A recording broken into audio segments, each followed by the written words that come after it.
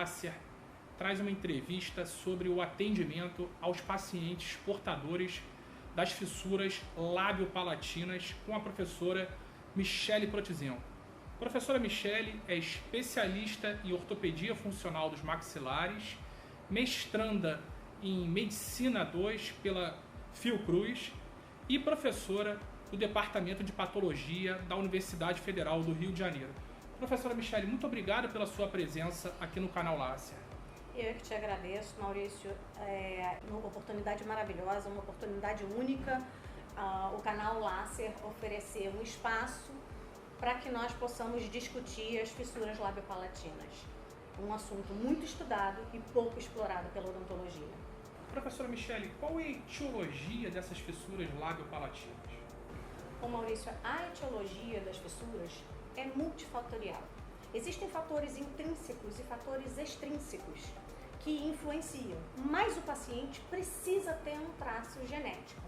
Esse traço genético, então, representa esse fator intrínseco. O fator extrínseco pode ser um medicamento teratogênico, talidomida, por exemplo, álcool, fumo, ansiolíticos, anticonvulsivantes. A gente pode falar também das radiações. Então é multifatorial, desde que o paciente tenha um traço genético. Professora Michele, em relação à prevalência dessas alterações no Brasil? Nos últimos estudos e no levantamento bibliográfico, levantamento da literatura, nós temos 1 a cada 650 nascimentos. Existem estudos mais recentes que dizem 1 a cada 673 nascimentos, mas a diferença aí é muito pouca. Professora Michele, em relação aos tipos, quais são os tipos de fissuras que podem aparecer? Existe a classificação de Spina, que é a mais utilizada no Brasil, mais utilizada em ciência hoje. Mas eu acredito que faltem alguns dados, algumas características desses pacientes e dessas fissuras faltam na classificação. Ela utiliza o forame incisivo como acidente anatômico que classifica cada tipo de fissura. Mas, por exemplo, nós temos uma fissura que é a fissura frustra, que é a fissura que não chegou a se formar, que é a fissura do lábio, realmente uma fissura frustrada, fica uma cicatriz no lábio. Esse paciente tem uma cicatriz somente. Mas o problema é que isso gera uma falência muscular. Essa cicatriz é uma cicatriz profunda. Então, nós podemos ter um paciente com uma assimetria labial por conta desse tipo de fissura. Depois disso, vamos crescer então. Vamos começar a falar das menores para as maiores fissuras. Nós temos as fissuras labiais somente. As fissuras labiais unilaterais ou bilaterais, completas ou incompletas. Eu vou dizer que uma fissura é completa se ela acometer a base do nariz. E aí, a partir daí, eu estou usando já o meu foramen. Vou partir para as fissuras uni ou bilaterais labiais que atravessam o osso alveolar e param antes do foramen incisivo. São as fissuras pré-foramen. Depois nós temos as fissuras transforamen, que são as fissuras que começam no lábio e param no foramen, acometendo já o lábio. Já é uma fissura lábio-palatina. E temos as fissuras pós-foramen completas, que são aquelas que saem do lábio, atravessam o foramen incisivo e partem ao longo do palato. Podem atingir palato duro e palato mole. Nós temos também as fissuras isoladas de palato, que são muito características de determinadas doenças e têm ocorrido muito. E nós temos também a fissura submucosa. Existem muitos pacientes que apresentam uma fissura que não é vista a olho nu. Nós precisamos de exames radiográficos, exames de imagem para poder enxergar. Aquele tecido do palato se formou e fechou realmente o palato, mas é apenas tecido mole. As lâminas do osso palatino estão verticalizadas ainda, elas ainda não horizontalizaram.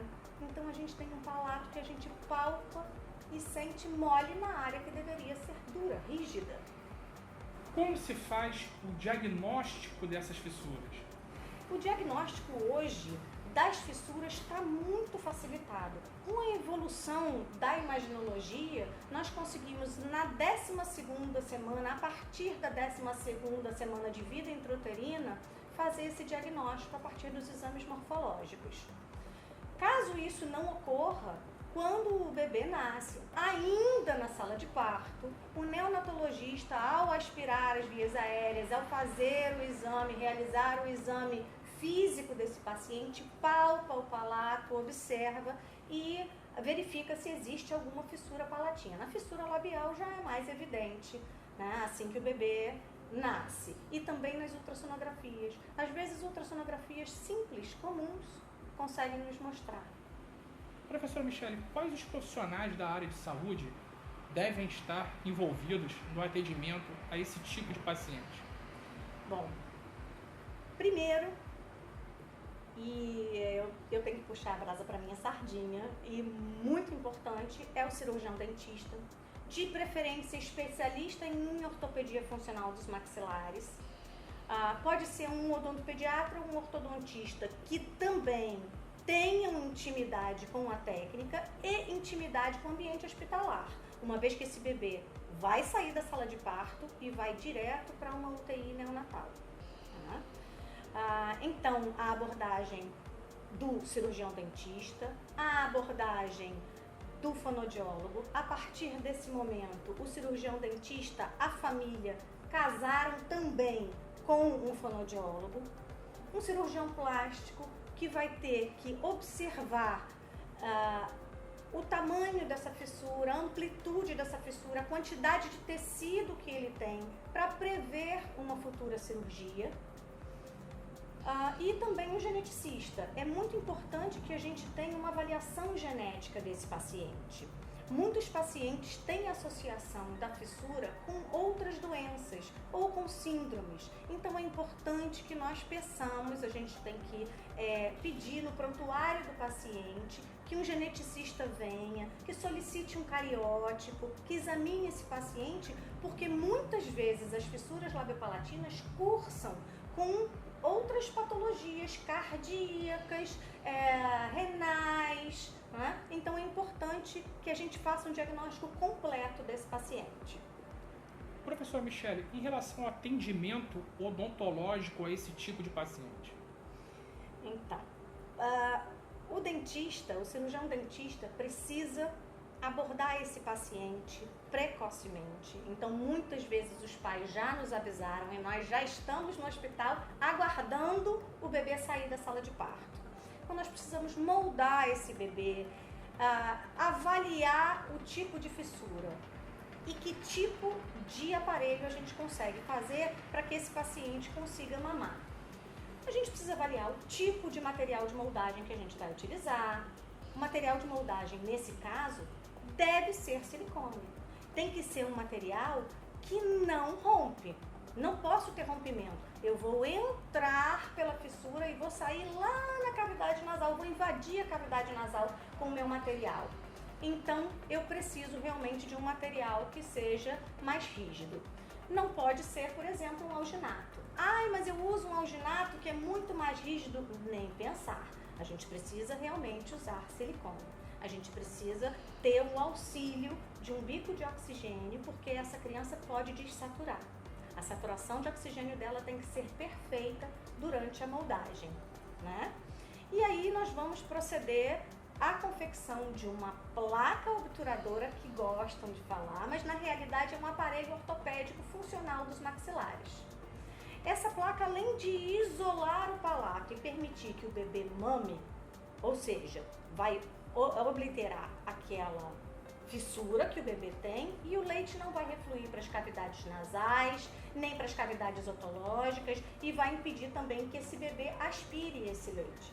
Bebê com infecção não é operado, então ele precisa ter essa cavidade totalmente isolada. Ele não pode ter otite de repetição, ele não pode ter sinusite, ele não pode ter pneumonia, ok? Seguindo, esse aparelho também vai posturar a língua. Eu vou devolver para o paciente uma condição de normalidade. A língua tem um espaço muito grande, então ela não está posturada. A partir do momento que ela estiver posturada, ela vai pousar sobre aquela mandíbula e nós sabemos que onde a língua vai, a mandíbula vai também. Esse bebê vai anteriorizar a mandíbula e vai ficar muito mais fácil a mamada dele, né? E além disso, é um aparelho, nós acabamos de falar, ortopédico. O que é que ele vai fazer? Ele vai fazer com que esses segmentos estanques, esses segmentos separados que esse bebê tem de maxila, cresçam dentro da minha forminha, dentro do aparelho que eu fiz. A gente sabe que a maxila tem uma tendência de crescimento para frente e para baixo. Se eu permitir que esses segmentos ósseos cresçam para cima e para baixo, eles nunca vão se encontrar. Eu preciso fazer uma arcada, não é? Então, esse aparelho funciona de diversas maneiras. Ele realmente é funcional, né? Ele vai fazer com que aquele paciente curse em direção à normalidade. Então, Maurício, o mais importante hoje é que a gente pode dar qualidade de vida para esse paciente. Não só quando ele acabou de nascer, mas ao longo da vida dele. Esse paciente passa 15, 20 anos tratando uma mesma equipe.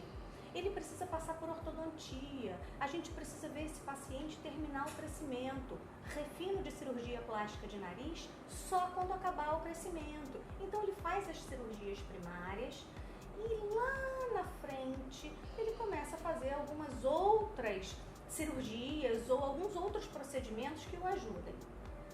Só que a gente recebe pacientes que vêm já de outras cirurgias, de outras equipes, pacientes que, por exemplo, foram operados 12 vezes. Imagina um paciente operado 12 vezes, tem uma fibrose enorme, cicatrizes e assimetrias faciais, ele não quer mais ser operado.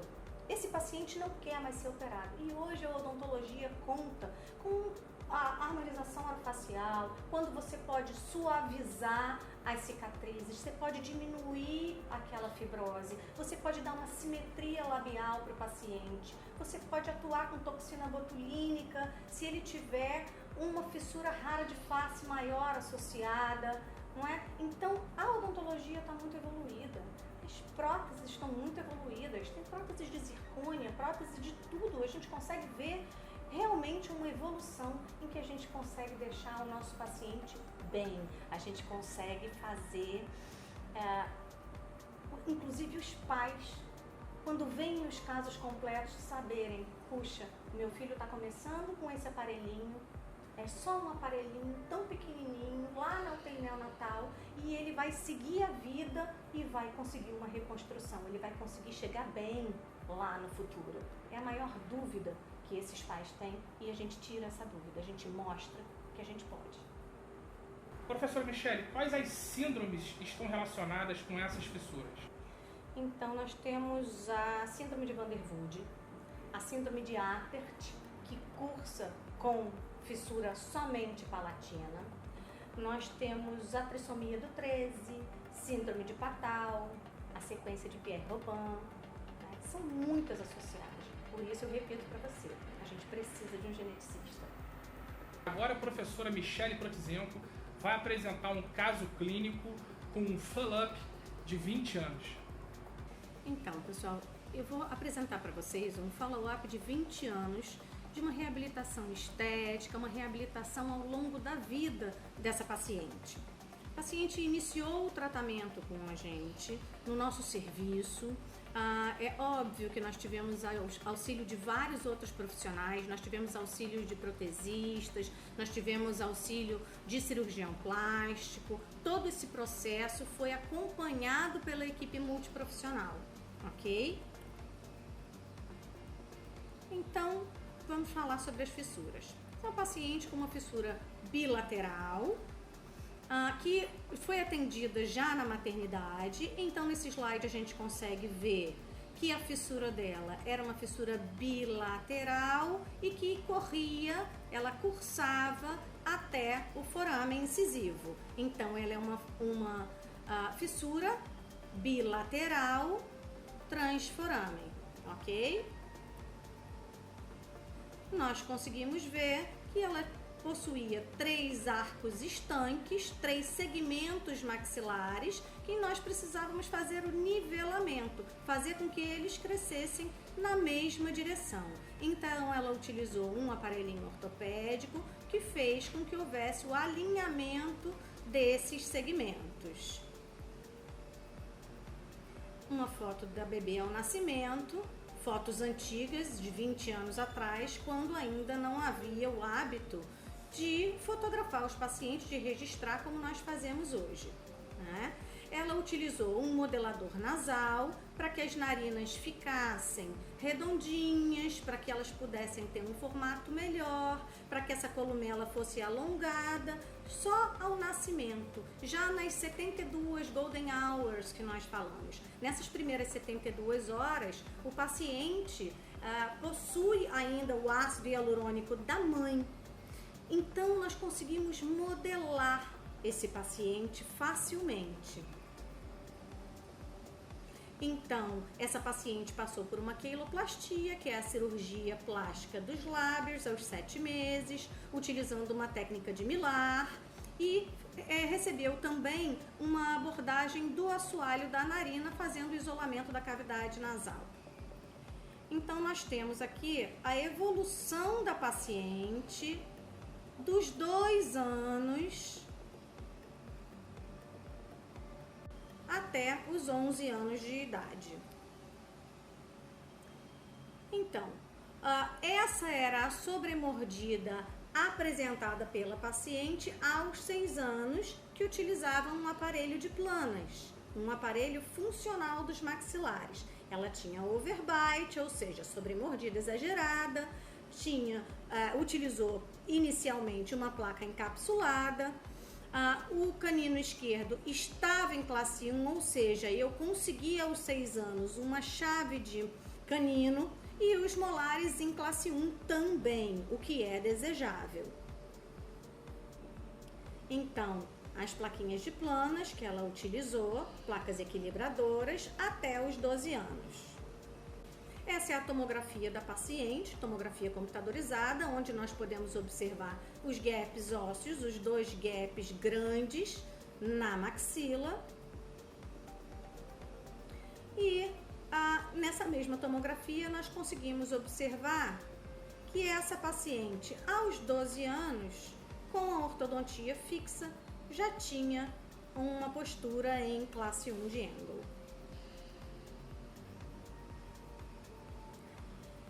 Então, nós fizemos uma abordagem cirúrgica secundária, com uma enxertia proveniente da crista ilíaca, uma rinoplastia acompanhada por um cirurgião plástico e o refino da cicatriz inicial do nariz, daquela cirurgia primária que ela fez aos 7 meses.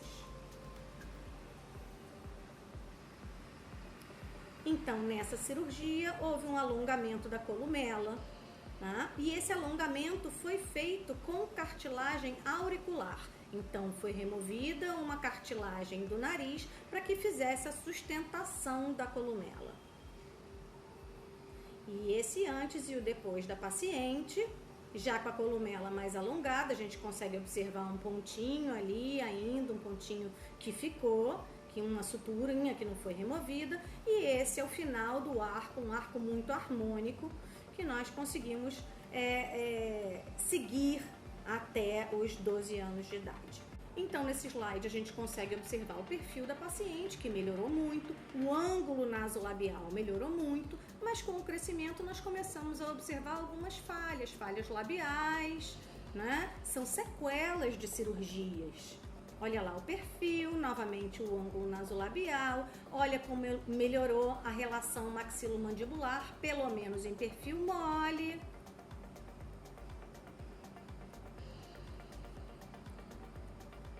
E essa paciente fez o tratamento ortodôntico dela, mas continuou com desvio de linha média.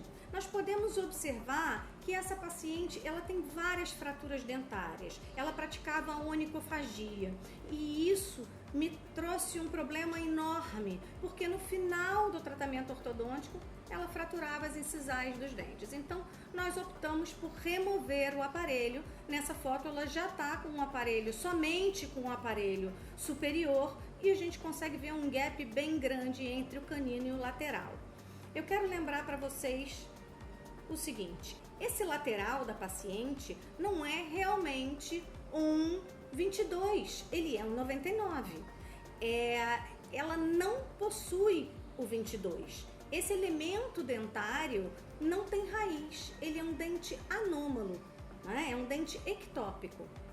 Então nós conseguimos observar a finalização do caso, tentamos ainda uma inclinação dos caninos para ver se conseguíamos fechar um pouco esse diastema, mas foi praticamente impossível porque o gap ósseo era muito grande e as enxertias nesses pacientes normalmente não são muito bem sucedidas. O gap ósseo é muito grande, então eles não têm aporte sanguíneo suficiente para manter o osso que foi colocado aí.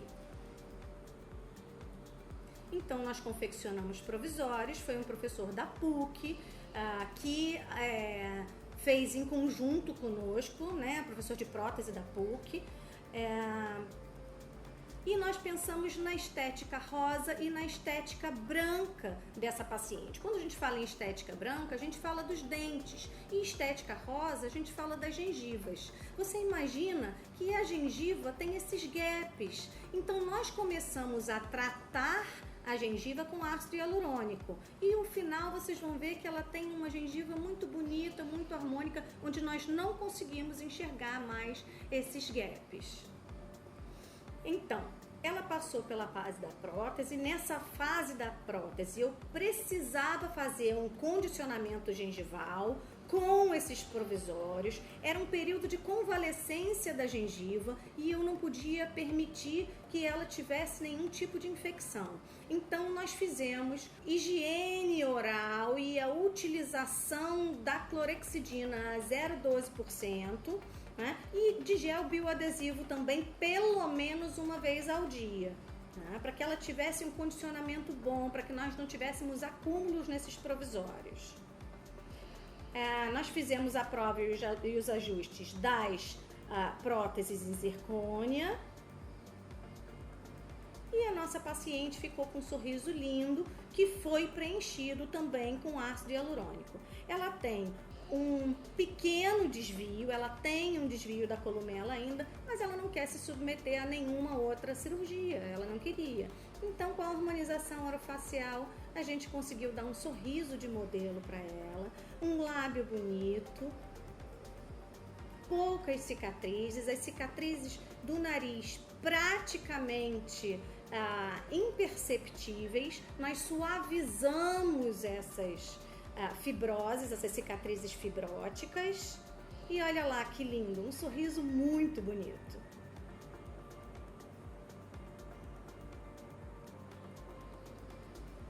E ela se tornou uma moça muito linda, muito bonita, e a partir desse momento ela já conseguia dar um sorriso aberto. Hoje eu vejo as fotos dela nas mídias sociais e ela dá um sorriso aberto maravilhoso. E isso traz um prazer enorme para o profissional, que passou 20 anos trabalhando com ela.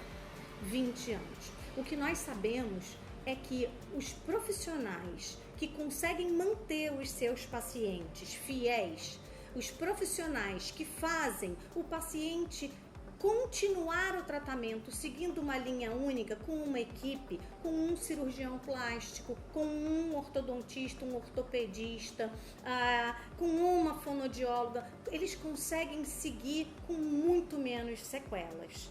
Tá? Então, o que eu oriento para vocês é que conversem com o paciente. A fidelidade do paciente ao tratamento é o que vai fazer com que vocês obtenham sucesso e alegria no final desse tratamento. Eu gostaria de agradecer à professora Michele Protizenko por compartilhar toda a sua experiência no atendimento a este tipo de paciente. Muito obrigado. Eu é que agradeço, Maurício.